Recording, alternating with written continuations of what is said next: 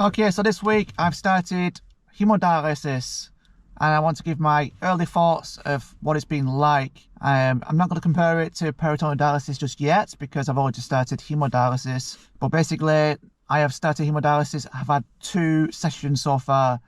I'm having them at the hospital, and I went down on Tuesday, had the neck lining in the morning and the chest exercise.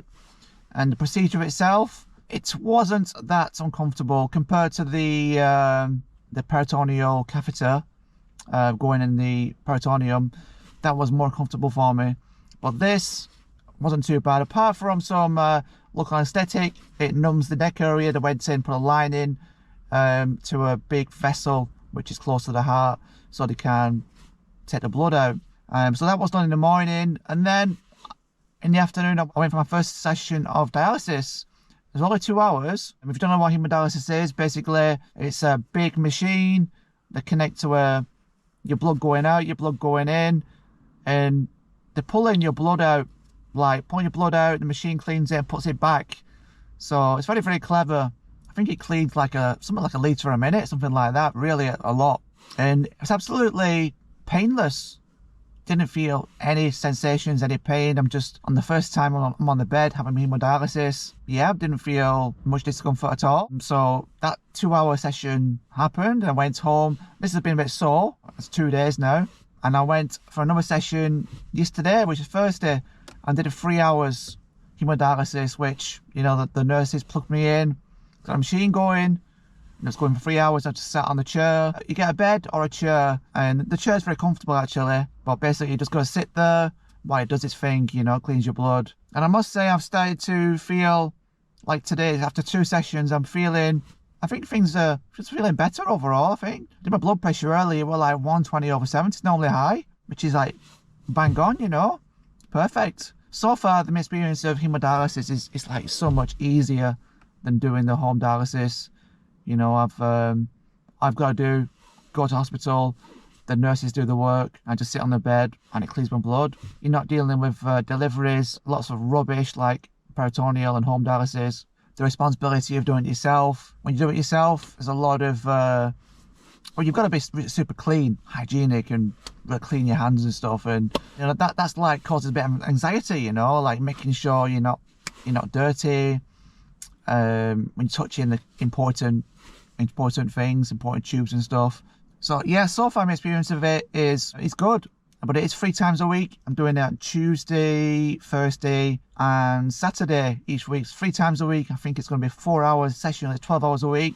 Once I'm stable and they're happy in Exeter, I may be kind of transferred doing dialysis. The local unit, which local to me is Bridgewater, which is a difference of half the distance away. I feel in a much more already stable place. I'm not like, just dealing with all this 4 times a day, but we'll see where it goes. I mean, I may have the option later on to do home dialysis, hemodialysis at home, or I could have the option to go back to peritoneal dialysis. We'll see how it goes. But the most important thing for now, I had to get back on dialysis quickly because I got a call from the hospital.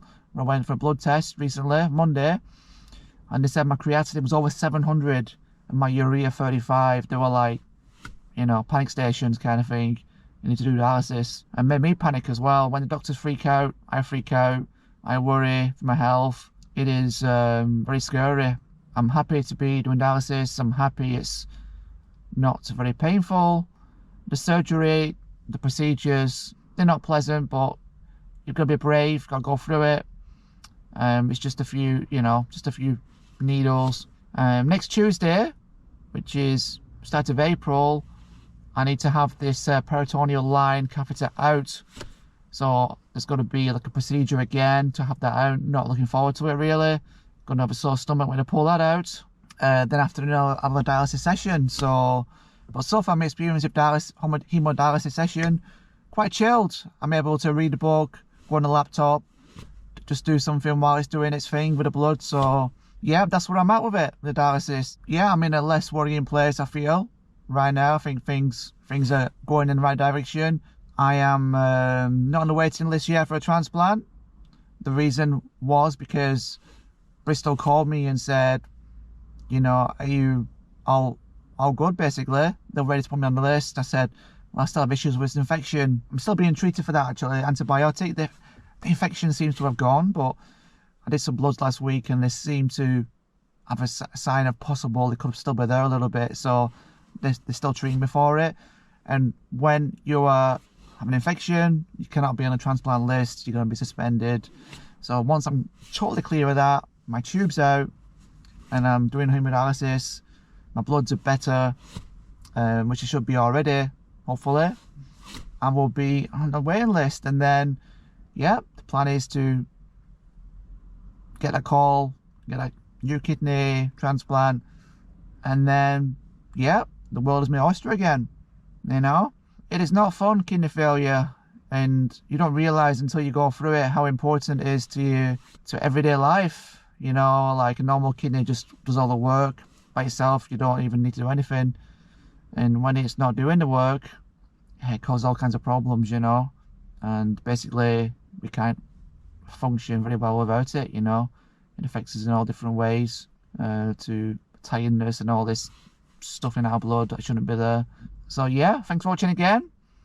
I'll see you in the next video. Alright, peace.